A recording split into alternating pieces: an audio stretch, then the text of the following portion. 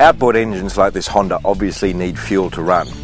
When you mix petrol with water, some problems can occur, so you need to understand how these things can be dealt with and how to prevent them. One of the first things I'd like to talk about is ethanol blended fuels. They're usually a few cents cheaper than most petrols. While these engines can run on ethanol blended fuel, no problems at all, it's probably not a great idea to fill your boat up with ethanol fuels because A, they're hygroscopic, that means they actually attract water, and B, they can cause some problems with some types of fuel tanks and also some types of rubbers in your fuel lines and so on. So I'd probably recommend you stick with your normal unleaded or premium petrols for your outboard. The other thing to think about with fuel is that water in fuel can cause really big problems with your engine. And it's a fact of life that when you're on the water in a boat, you're going to sometimes get some sort of water in your fuel. Now, the way to deal with that is by installing the proper type of fuel filter. And this one here is a great example. It's got a glass bowl down here, so you can see that any water that comes through the filter is deposited into this glass bowl, and then you can drain it off.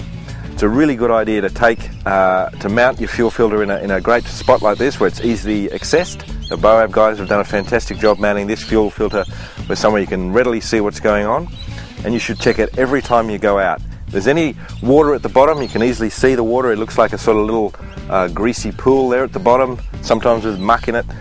You simply drain it out into a container and then dispose of it in the proper way.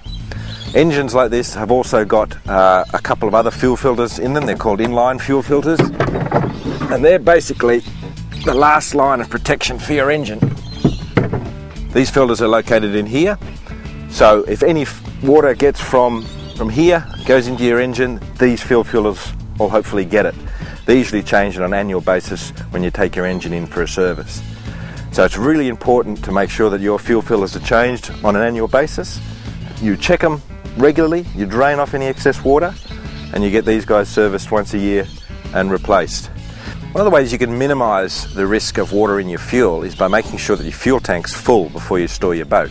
What happens when your fuel tank is half full or 3/4 full and you put your boat away for a week or two before your next fishing trip is that sometimes moisture-laden air can be drawn in through the breathers, and what happens then is that the moisture in that air turns into water droplets, goes into your fuel and can cause big problems. So if you fill your tank up so that it's right full, that means that there's only a very small amount of air, or possibly no air at all, can get in and deposit any water.